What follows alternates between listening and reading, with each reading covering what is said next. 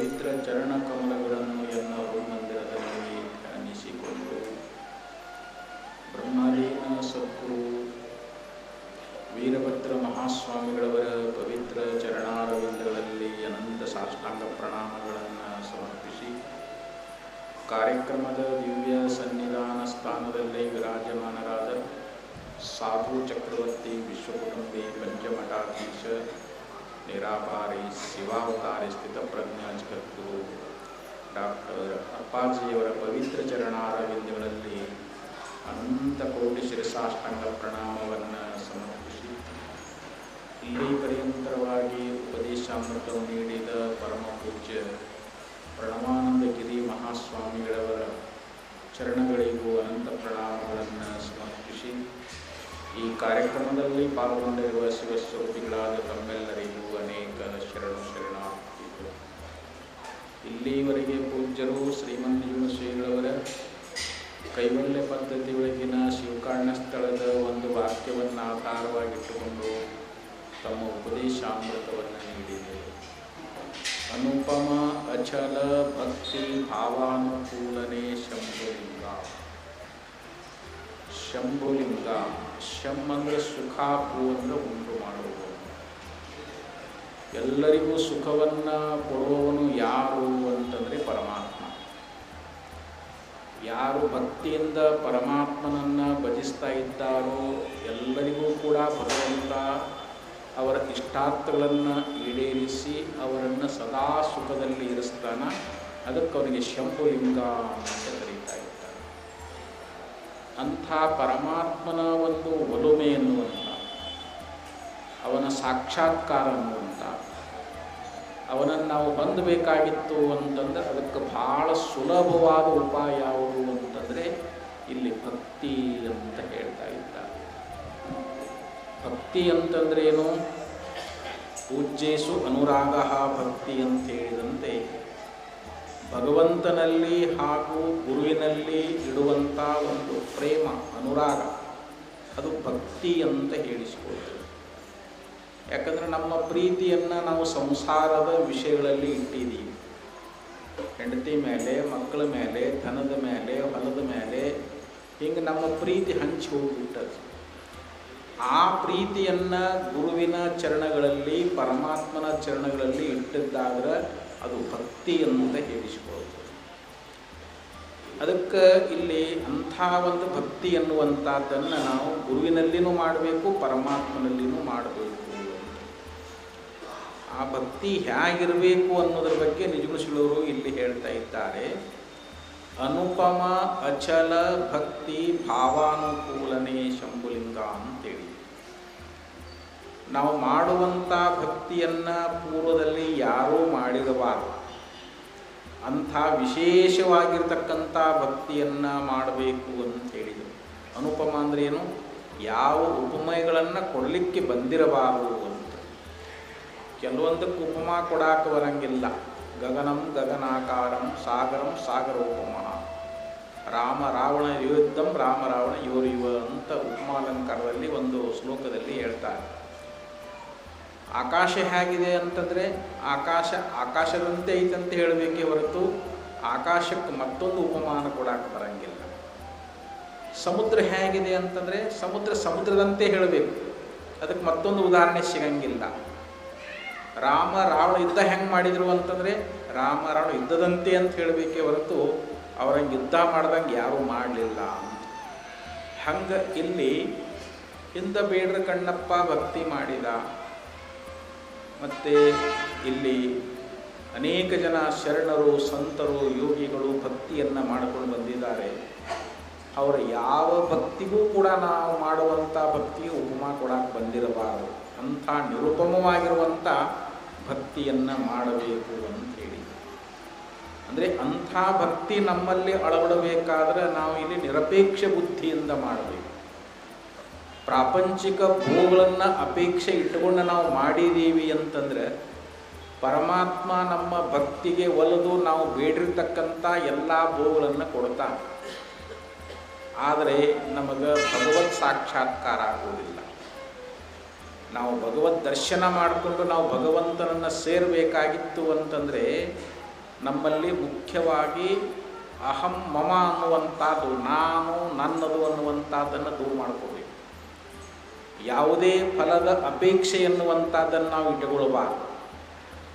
ಮತ್ತು ಪ್ರಪಂಚದ ವಿಷಯಗಳ ಚಿಂತನವನ್ನು ಬಿಟ್ಟು ಸದಾ ಆ ಪರಮಾತ್ಮನ ಚಿಂತನೆಯಲ್ಲಿಯೇ ನಮ್ಮ ಮನಸ್ಸನ್ನುವಂಥದ್ದು ಮಗ್ನ ಆಗಬೇಕು ಅಂತ ಹೇಳ್ತಾ ಇದ್ದಾರೆ.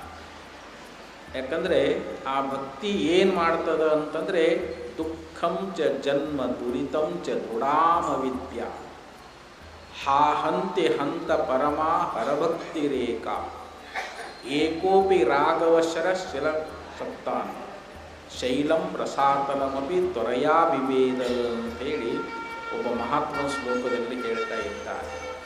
ನಾವು ಭಗವಂತನಲ್ಲಿ ಮಾಡತಕ್ಕಂಥ ಭಕ್ತಿ, ಗುರುವಿನಲ್ಲಿ ಮಾಡತಕ್ಕಂಥ ಭಕ್ತಿ ದುಃಖಂ ಚ ಜನ್ಮ ದುರಿತಂ ಚ. ನಾವು ಸಂಸಾರದಲ್ಲಿ ಎಷ್ಟೋ ದುಃಖವನ್ನು ನಾವು ಅನುಭವ ಮಾಡ್ತಾ ಇದ್ದೀವಿ. ಸಂಸಾರದಲ್ಲಿ ಎಲ್ಲರಿಗೂ ದುಃಖದಾವ. ಆ ದುಃಖ ಕಳ್ಕೊಳ್ಬೇಕು ಅಂತಂದರೆ ನಾವು ಪರಮಾತ್ಮನಲ್ಲಿ ಗುರುವಿನಲ್ಲಿ ಭಕ್ತಿ ಮಾಡಬೇಕು ಅಂತ.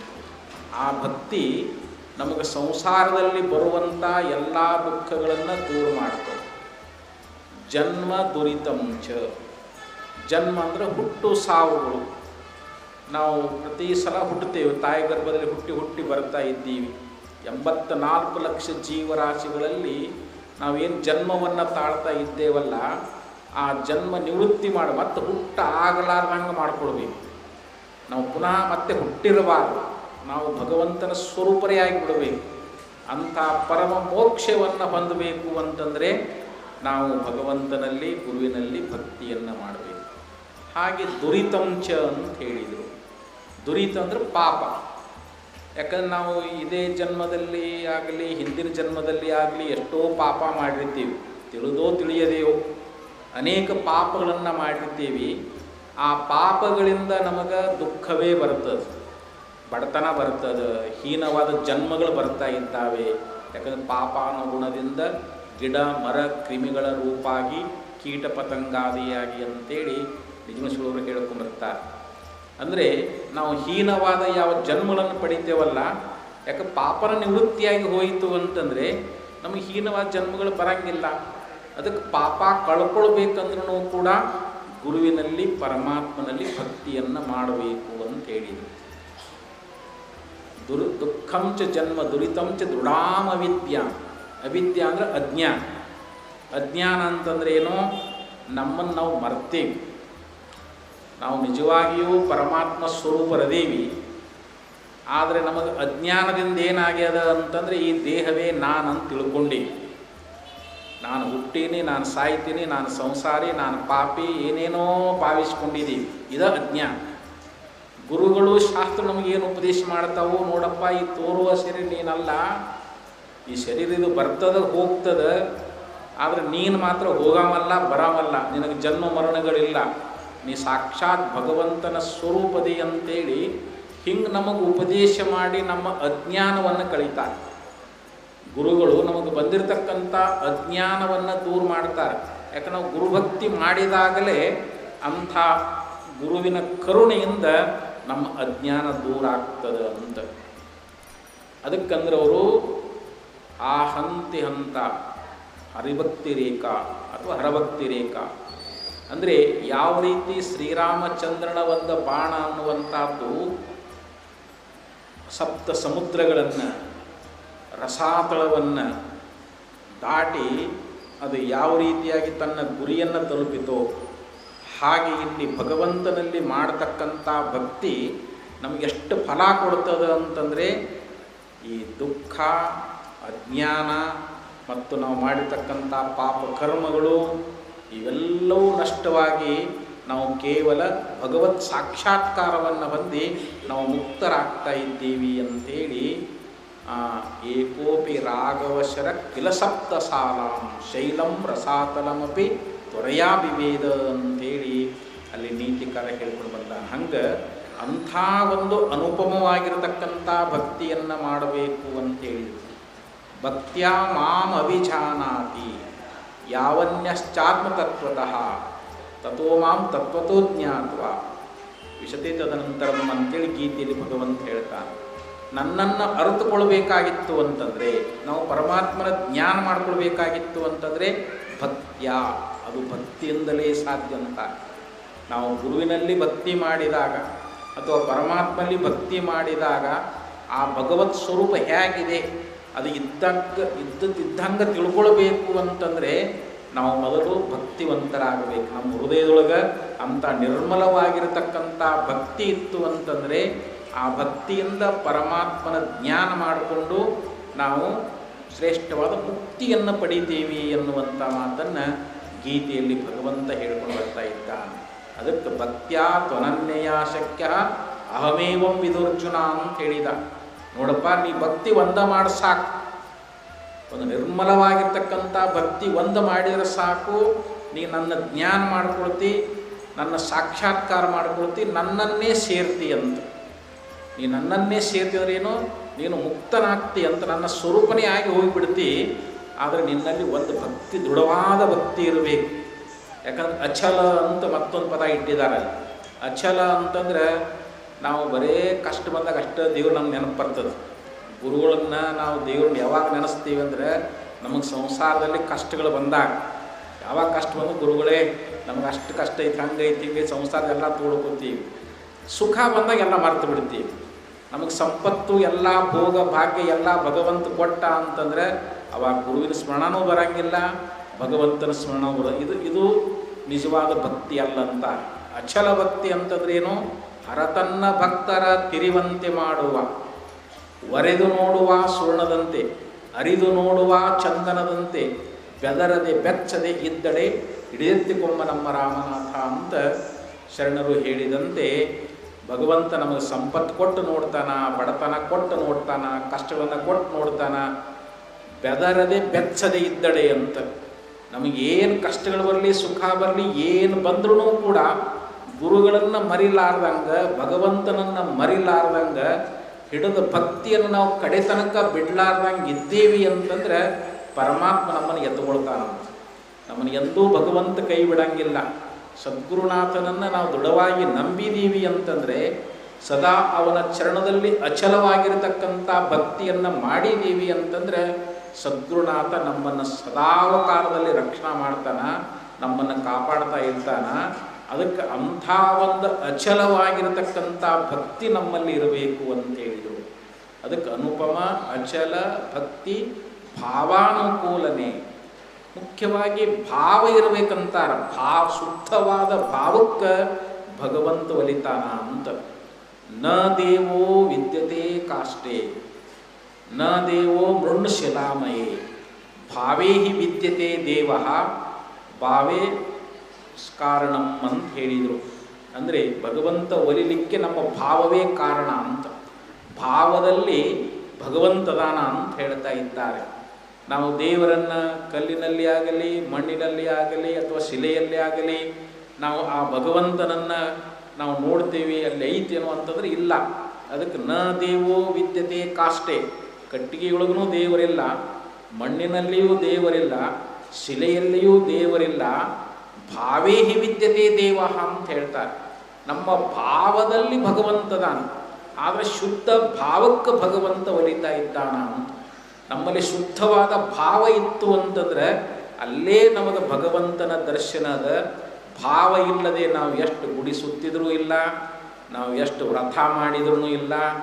ಆ ಶುದ್ಧವಾದ ಪವಿತ್ರವಾದ ಭಾವದಿಂದ ಗುರುವಿನನ್ನು ಹಾಗೂ ಭಗವಂತನನ್ನು ನಾವು ಆರಾಧನೆ ಮಾಡಬೇಕು, ಭಜಿಸಬೇಕು, ಧ್ಯಾನಿಸಬೇಕು ಅಂತೇಳಿ ಹೇಳ್ತಾರೆ. ದೃಷ್ಟಾಂತ ಪೂರ್ವದಲ್ಲಿ ಕೇಳಿದಿರಿ, ನೆನಪಿಸ್ಕೊಡ್ತೀನಿ. ರಾಮದಾಸರ ಶಿಷ್ಯರಲ್ಲಿ ಒಬ್ಬ ಕಲ್ಯಾಣಿ ಅಂಥೇಳಿ ಭಾಳ ಮುಗ್ಧವಾಗಿರ್ತಕ್ಕಂಥ ಶಿಷ್ಯ. ಅವನು ಗುರುಗಳ ಸೇವೆಯನ್ನು ಭಾಳ ಮನಮುಟ್ಟಿ ಮಾಡ್ತಿದ್ದ. ಗುರುಳನ್ನು ಕಂಡು ಸಾಷ್ಟಾಂಗ ನಮಸ್ಕಾರ ಹಾಕ್ತಿದ್ದ. ಗುರುಗಳು ಅಂತಂದರೆ ಸಾಕ್ಷಾತ್ ಭಗವಂತನೇ ಈ ರೂಪದಲ್ಲಿ ನನ್ನನ್ನು ಉದ್ಧಾರ ಮಾಡಲಿಕ್ಕೆ ಅವತರಿಸಿ ಬಂದಾನ ಅಂತೇಳಿ ಹೀಗೆ ಭಾವಿಸಿಕೊಂಡಿದ್ದ. ಒಂದು ಸಲ ಏನಾಯಿತು ಅಂತಂದರೆ, ಅಲ್ಲಿ ಒಂದು ಗ್ರಾಮದೊಳಗೆ ಪ್ರವಚನ ಕಾರ್ಯಕ್ರಮ ನಡೆದಿತ್ತು. ಅವಾಗ ಕಾಶಿ ಕ್ಷೇತ್ರದ ಮಹಿಮೆ ಎನ್ನುವಂಥದ್ದನ್ನು ಗುರುಗಳು ವರ್ಣನ ಮಾಡ್ತಾ ಇದ್ದರು. ಅವಾಗ ಎಲ್ಲ ಭಕ್ತರು ಹೇಳಿದರು, ಗುರುಗಳೇ ನಾವು ಕಾಶಿ ನೋಡಿಲ್ಲ, ನಮ್ಮನ್ನು ಕಾಶಿ ಕರ್ಕೊಂಡು ಹೋಗ್ರಿ ಅಂತಂದರು. ಆವಾಗ ರಾಮದಾಸರಂದರು, ಆಯ್ತಪ್ಪ, ಇದು ಪುರಾಣ ಒಂದು ತಿಂಗಳು ತನಕ ಪುರಾಣ ಅದಲ್ಲ, ಇದು ಪ್ರವಚನ ಕಾರ್ಯಕ್ರಮ ಮುಗಿಲಿ, ಆಮೇಲೆ ಎಲ್ಲರೂ ಯಾರ್ಯಾರು ಬರ್ತೀವಿ ಎಲ್ಲರೂ ಕರ್ಕೊಂಡು ಹೋಗ್ತೀನಿ ಅಂತಂದಾಗ ನಾ ಬರ್ತೀನಿ. ಮತ್ತು ಎಲ್ಲರೂ ಬಹಳ ಒಂದು 30-40 ಮಂದಿ ತಯಾರಾದರು ಹೊರಡಕ್ಕೆ. ಮತ್ತು ಆವಾಗ ಟ್ರೈನು, ಕಾರು, ಬಸ್ಸು ಏನು ವ್ಯವಸ್ಥೆ ನಡ್ಕೊಂಡೇ ಹೋಗ್ಬೇಕು. ಅವಾಗ ಆ ಸಮಯದಲ್ಲಿ ಅಲ್ಲಿ ಗುರುಗಳು ವಾಸ ಮಾಡ್ತಕ್ಕಂಥ ಆಶ್ರಮದಲ್ಲಿ ಅಲ್ಲಿ ರಾಮ, ಸೀತಾ, ಲಕ್ಷ್ಮಣ, ಆಂಜನೇಯ ಮೂರ್ತಿಗಳಿದ್ದು ಅಲ್ಲಿ ಪೂಜಾ ಮಾಡೋಕೆ ಒಬ್ಬರು ಬೇಕಾಗಿತ್ತು ಅಲ್ಲಿ. ಮತ್ತು ಎಲ್ಲರೂ ಬರ್ತೇವೆ ಅಂದಾಗ ಇಲ್ಲಿ ಪೂಜಾ ಮಾಡೋರು ಯಾರು? ನಿತ್ಯ ಪೂಜಾ ಮಾಡಬೇಕಲ್ಲ, ದೇವರಿಗೆ ಸ್ನಾನ ಮಾಡಿಸ್ಬೇಕು, ನೈವೇದ್ಯ ತಯಾರು ಮಾಡಿ ನೈವೇದ್ಯವನ್ನು ಅರ್ಪಣೆ ಮಾಡಬೇಕು. ಮತ್ತು ಎಲ್ಲರೂ ನೀವು ಹೋಗ್ತೇವೆ ಅಂತಂದಾಗ ಅವಾಗ ಒಬ್ರು ಏನಂದ್ರು, ಕಲ್ಯಾಣಿದಾನಲ್ರಿ ಅವ ಏನು ಬರಂಗಿಲ್ಲವ, ಅವನ್ನೇ ಹಚ್ಚಿ ಹೋಗೋಣ್ರಿ ಅಂತಂದಾಗ ಗುರುಳು ಏನಪ್ಪ ಕಲ್ಯಾಣ ನೀನು ಪೂಜಾ ಮಾಡ್ತೇನು? ಗುರುನೇ ಮಾತನೇ, ನೀವು ಹೇಗೆ ಹೇಳ್ತೀರೋ ಹಾಗೆ ನೀವು ಪೂಜಾ ಮಾಡ್ಕೊತಿಲ್ಲ, ಇಲ್ಲೇ ಇರ್ತೀನಿ ಅಂತಂದಾಗ ಆಗ್ಲಪ್ಪ ದಿನ ಪೂಜಾ ಮಾಡು, ದೇವರಿಗೆ ನೈವೇದ್ಯ ಮಾಡಿ ಅರ್ಪಿಸಬೇಕು ಅಂತಂದಾಗ ಆಗಲಿ ಅಂಥೇಳಿ ಕಲ್ಯಾಣಿ ಒಪ್ಕೊಂಡ್ರು. ಆವಾಗ ಗುರುಗಳು ಎಲ್ಲ ಭಕ್ತರ ಜೊತೆಯಲ್ಲಿ ನಡ್ಕೊತ ಹೋದರು, ಕಾಶಿಗೆ ಹೋದರು. ಇಲ್ಲಿ ಕಲ್ಯಾಣಿ ಏನು ಮಾಡಿದ, ಬೆಳಗ್ಗೆ ಎದ್ದು ಸ್ನಾನ ಮಾಡಿ ದೇವ್ರನ್ನೆಲ್ಲ ಜಲದಿಂದ ಅಭಿಷೇಕ ಮಾಡಿ ಎಲ್ಲ ತೊಳೆದು ಇನ್ನು ಊರಾಗ ಹೋಗಿ ಕಂತಿ ಭಿಕ್ಷಾ ಮಾಡ್ಕೊಂಡು ಬಂದು ಅದನ್ನು ಅಡಿಗೆ ಮಾಡಿ ದೇವರ ಮುಂದೆ ನೈವೇದ್ಯ ಇಟ್ಟ. ಪ್ರತಿ ದಿವಸ ನಮ್ಮ ಗುರುಗಳು ಅಡಿಗೆ ಮಾಡಿ ನೈವೇದ್ಯವನ್ನು ನಿಮ್ಗೆ ಉಣಿಸ್ತಿದ್ರು. ಇವತ್ತಂತೂ ಗುರುಗಳಿಲ್ಲ, ಗುರು ನನಗೆ ಆ ಸೇವೆ ಒಪ್ಪಿಸಿದಾರ, ನೀವು ಬಂದು ಎಲ್ಲರೂ ಇಲ್ಲಿ ಪ್ರಸಾದ ತಗೊಳ್ರಿ ಅಂತೇಳಿ ಅವ್ರ ಮುಂದಿಟ್ಟ. ಮತ್ತು ಅಲ್ಲಿ ರಾಮ, ಲಕ್ಷ್ಮಣ, ಸೀತಾ ಅವು ಮೂರ್ತಿಗಳಿದ್ದವಲ್ಲ, ಮತ್ತು ಅವೆಲ್ಲಿ ಮೂರ್ತಿ ಅವೆಲ್ಲಿ ಊಟ ಮಾಡ್ಬೇಕ್ರಿ ಅವು. ಅವಾಗಂದ್ರು, ಬಹುಶಃ ನಾ ಎದುರಿಗಿದ್ರೆ ನೀವು ಉಣಂಗೆ ಕಾಣಂಗಿಲ್ಲ, ನಾ ಸ್ವಲ್ಪ ಮರಿಗೆ ಹೋಗ್ತೀನಿ ಅಂತೇಳಿ, ಯಾಕೆ ಮುಗ್ಧ ಬಾಲಕ, ಸಣ್ಣ ವಯಸ್ಸಿನ್ನೂ ಮರಿಗೆ ಹೋಗಿ ನಿಂತ್ಕೊಂಡ. ಆಗಲೂ ಪ್ರಸಾದ ಹಂಗೆ ಇತ್ತು, ಊಟ ಮಾಡಲಿಲ್ಲ.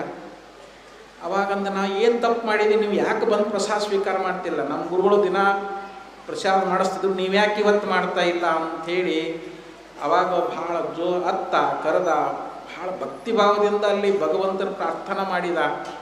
ಆದರೂ ಕೂಡ ಅಲ್ಲಿ ಶ್ರೀರಾಮಚಂದ್ರ ಪ್ರಕಟ ಆಗಲಿಲ್ಲ, ಅಲ್ಲಿ ಪ್ರಸಾದ ಸ್ವೀಕಾರ ಮಾಡಲಿಲ್ಲ. ಹಾಗಾದರೆ ನೀವತ್ತು ಪ್ರಸಾದ ತಗೊಳ್ಳಿಲ್ಲ ಅಂತಂದರೆ ಈ ಕಂಬಕ್ಕೆ ನನ್ನ ತಲೆ ಹೊಡೆದು ನನ್ನ ಪ್ರಾಣ ಕಳ್ಕೊಳ್ತೀನಿ ಅಂಥೇಳಿ ಹೀಗೆ ತನ್ನ ತಲೆಯನ್ನು ಕಂಬಳಕ್ಕೆ ಅಪ್ಪಳಿಸ್ಲಿಕ್ಕೆ ಹೋದಾಗ ಅವನ ಮುಗ್ಧವಾಗಿರ್ತಕ್ಕಂಥ ಭಕ್ತಿಗೆ ಮೆಚ್ಚಿ ಅಲ್ಲಿ ರಾಮ ಲಕ್ಷ್ಮಣ ಪ್ರತ್ಯಕ್ಷ ಆದರು. ಕಲ್ಯಾಣಿ ಪ್ರಾಣ ಕಳ್ಕೊಳ್ಬೇಡಪ್ಪ, ಬಾಯಿಲಿ ಎಲ್ಲರಿಗೂ ಊಟ ಮಾಡೋಣ ಅಂತೇಳಿ ಅಲ್ಲಿ ಸೀತಾಮಾತೆ, ರಾಮ, ಲಕ್ಷ್ಮಣ ಆದರೆ ಎಲ್ಲರೂ ಕೂಡಿ ಪ್ರಸಾದ ಮಾಡಿ ಊಟ ಮಾಡಿದ್ರು. ಹಿಂಗೆ ಕೆಲವು ದಿವಸ ನಡೀತು. ಅಷ್ಟೊತ್ತಿಗೆ ಅವ್ರು ಕಾಶಿ ಮುಟ್ಟಿದ್ರು. ಒಂದು ದಿವಸ ಇವ ಬೇಗ ಹೇಳಿಲ್ಲ. ಅವಾಗ ರಾಮಂದ ಇನ್ನೂ ಕಲ್ಯಾಣಿನೂ ಮಲ್ಕೊಂಡ್ಬಿಟ್ಟಿದ್ದಾನಲ್ಲ, ಇನ್ನೂ ಯಾವುದೇ ಭೋಜನ ವ್ಯವಸ್ಥೆ ಮಾಡೇ ಇಲ್ಲ, ಹೇಗೆ ಅಂತೇಳಿ ಹಂಗಾಗಿ ಎಬ್ಸಿದ್ರು. ರಾಮ ಬಂದು ಎಬ್ಬಿಸ್ತಾ ಇದ್ದಾನೆ, ಕಲ್ಯಾಣಿ ಹೇಳಪ್ಪ ಸಮಯ ಆಗಿತ್ತು, ಎಷ್ಟೊತ್ತನ ಮಲ್ಕೊಂಡಿದ್ದೀರ ಅಂದಾಗ, ದಿವಸ ನಾನಾ ಮಾಡಬೇಕೇನು, ಅಲ್ಲಿ ಸೀತಾಮಾತೆ ಅಡುಗೆ ಮಾಡಬಾರ್ದ, ಲಕ್ಷ್ಮಣಗೂ ಭಿಕ್ಷಾ ತರಬಾರ್ದ ಅಂತಂದಾಗ ಆಯ್ತಪ್ಪ ಆಗಲಿ ಇವತ್ತು ದಿವಸ ರೆಸ್ಟ್ ತಗೋ ಅಂತೇಳಿ ಅವಾಗ ಲಕ್ಷ್ಮಣ ಹೋಗಿ ಮಧುಕರಿ ಭಿಕ್ಷಾ ತೊಗೊಂಡು ಬಂದ, ಆಂಜನೇಯ ಕಟ್ಟಿಗೆ ತೊಗೊಂಡು ಬಂದ, ಸೀತಾಮಾತೆ ಅಡುಗೆ ಮಾಡಕತ್ತು, ಅಡುಗೆ ತಯಾರಾಯಿತು, ಘಮ ಘಮ ವಾಸನೆ ಬರ್ತಾ ಇತ್ತು. ಅದು ಕುಂಬಳಕಾಯಿ ಪಾಯಸ ಮಾಡಿದ್ರು ಅವತ್ತು. ಅವಾಗ ಅಲ್ಲಿ ಕಲ್ಯಾಣಿ ಎಲ್ಲರೂ ಕೂತು ಊಟಕ್ಕೆ ಕೂತ್ಕೊಂಡ್ರು. ಇದೇನು ವಾಸನೆ ಬಂದು ಇದೇನಂತ ಕೇಳಿದರು. ಇದು ಕುಂಬಳಕಾಯಿ ಪಾಯಸ, ನಮ್ಮ ಗುರುಗಳಿಗೆ ಭಾಳ ಇಷ್ಟ, ಇದನ್ನು ಗುರುಗಳಿಗೆ ಅರ್ಪಿಸಿದ ಮೇಲೆ ನಾವು ಉಣ್ತೀನಿ ಅಂತಂದವ. ಅಲ್ಲೋ ನಿಮ್ಮ ಗುರುಗಳು ಕಾಶಿ ಒಳಗೆ ಅದಾರ, ಕಾಶಿಗೆ ಹೆಂಗೆ ಹೋಗೋದು ಏನು ಅಂತಂದಾಗ, ಅಲ್ಲ ಹಿಂದೆ ಆಂಜನೇಯ ರಾಮ ಲಕ್ಷ್ಮಣನ ಅಲ್ಲಿ ಲಂಕಾಕ್ಕೆ ಹೊತ್ಕೊಂಡು ಹೋಗಿದ್ದಿಲ್ಲ, ಹಂಗೆ ಆಂಜನೇಯ ಹೇಳ್ರಿ ನೀವು, ಬೇಕಾದ್ರೆ ನಾನು ಹೊತ್ಕೊಂಡು ಹೋಗ್ಲಲ್ಲಿ ಹೋಗಿ ನಾವು ಗುರುಳು ಕೊಟ್ಟು ಬರ್ತೀನಿ ಅಂತಂದಾಗ ರಾಮಂದ ಆಯ್ತಪ್ಪ ಆಗೋಲ್ಯಾಕಂಥೇಳಿ ಆಂಜನೇಯ ಹೇಳಿದ, ನೋಡಪ್ಪ ನಿನ್ನ ಹೆಗಲ ಮ್ಯಾಗ ಹೊತ್ಕೊಂಡು ಹೋಗಿ ಕುಂಬಳಕಾಯಿ ಪಾಯಸ ಗುರುಳಿಗೆ ಕೊಟ್ಟು ಬರ್ತಾನಂತ, ನೀ ಕರ್ಕೊಂಡು ಹೋಗು ಅಂತಂದಾಗ ಆಗಲಿ ಅಂತ ಆಂಜನೇಯ ಹೊತ್ಕೊಂಡು ಬಾದನು. ಹೋದಾಗ ಇವ್ರು ಕಾಶಿ ಒಳಗೆ ಗಂಗಾ ನದಿಯ ಸ್ನಾನ ಮಾಡಿಕೊಂಡು ದಂಡಿಗೆ ಇನ್ನೇನು ಪೂಜೆ ಮಾಡೋಕ್ಕೆ ಕುಂತಿದ್ರು. ಇವು ಆಂಜನೇಯ ಹೇಳಿದ, ನಾ ಬಂದು ವಿಚಾರ ನಿಮ್ಮ ಗುರುಗಳಿಗೆ ಹೇಳಕ್ಕೆ ಹೋಗಬೇಡ, ನಾ ಇಲ್ಲೇ ಮರ್ಯಾದೆ ನಿಂತಿರ್ತೀನಿ, ಕೊಟ್ಟವನ ಬಂದ್ಬಿಡು, ಮತ್ತೆ ನಮ್ಮ ಸ್ಥಳಕ್ಕೆ ಹೋಗುನು ಅಂತಂದಾಗ ಆಗಲಿ ಅಂತೇಳಿ ನೀವು ಕೈಯಾಗ ಕುಂಬಳಕಾಯಿ ಪಾಯಸ ತೊಗೊಂಡು ಬಾದನ್ರಿ. ಗುರುಗಳಂತಕ್ಕೆ ಹೋದಾಗ ಗುರುಗಳು ಅಲ್ಲೋ ಹೇಗೆ ಬಂದಿ ಅಂತಂದರು. ಇಲ್ಲ ನನ್ನ ಆಂಜನೇಯ ಕರ್ಕೊಂಡು ಬಂದ ಅಂತಂದ್ರು. ಎಲ್ಲಿ ಅದನ್ನು ಆಂಜನೇಯ ಅಂದಾಗ ಅಲ್ಲಿ ಗಿಡದ ಬರೀ ನಿಂತ ನಾನು. ಅವಾಗ ಆಂಜನೇಯ ನನ್ನ ಶಿಕ್ಷೆ ಬಿಟ್ಟ ಅಂತೇಳಿ ಅವಾಗ ರಾಮದಾಸರು ಬಂದು ಆಂಜನೇಯ ಇದೇನು ಅಂತಂದಾಗ ಏನಿಲ್ಲಪ್ಪ, ನಿನ್ನ ಮುಗ್ಧವಾಗಿರ್ತಕ್ಕಂಥ ಇವನ ಭಕ್ತಿಗೆ ಸಾಕ್ಷಾತ್ ನನ್ನ ಪಾಡೇನು, ಸಾಕ್ಷಾತ್ ಸೀತಾದೇವಿನೇ ತಯಾರು ಮಾಡಿರ್ತಕ್ಕಂಥ ಪಾಯಸ ಇದು. ಲಕ್ಷ್ಮಣ ಭಿಕ್ಷಾ ಮಾಡ್ಕೊಂಡು ಬಂದಾನ, ಸೀತಾದೇವಿ ಅಡುಗೆ ಮಾಡಿದಾಳ.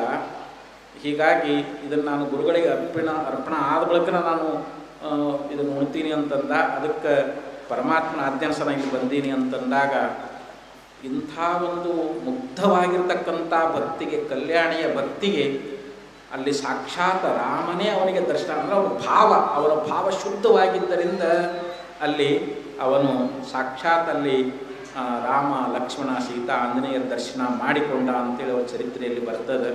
ಅದಕ್ಕೆ ಈ ರೀತಿ ಯಾರ ಭಾವ ಪವಿತ್ರ ಇರ್ತದೆ, ಯಾರ ಭಾವ ಶುದ್ಧವಾಗಿರ್ತದೆ, ಅಲ್ಲೇ ಭಗವಂತದಾನ, ಅಲ್ಲೇ ಗುರುವಿನ ಕಾರುಣ್ಯ ಅನ್ನುವಂಥದ್ದು. ಅಂಥ ಒಂದು ಶ್ರೇಷ್ಠವಾಗಿರ್ತಕ್ಕಂಥ ಅನುಪಮವಾಗಿರುವಂಥ ಭಕ್ತಿ ಭಾವಕ್ಕನ ಗುರುನು ಒಲಿತಾನ, ಪರಮಾತ್ಮ ಒಲಿತಾನ. ಇಲ್ಲಿ ಗುರು ಬೇರೆ ಅಲ್ಲ, ಪರಮಾತ್ಮ ಬೇರೆ ಅಲ್ಲ, ಒಂದ.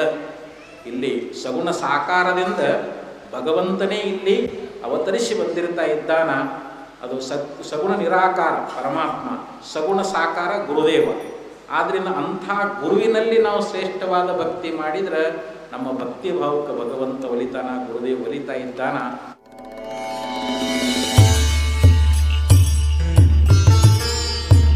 ಚೈತನ್ಯಂ ಶಾಂತ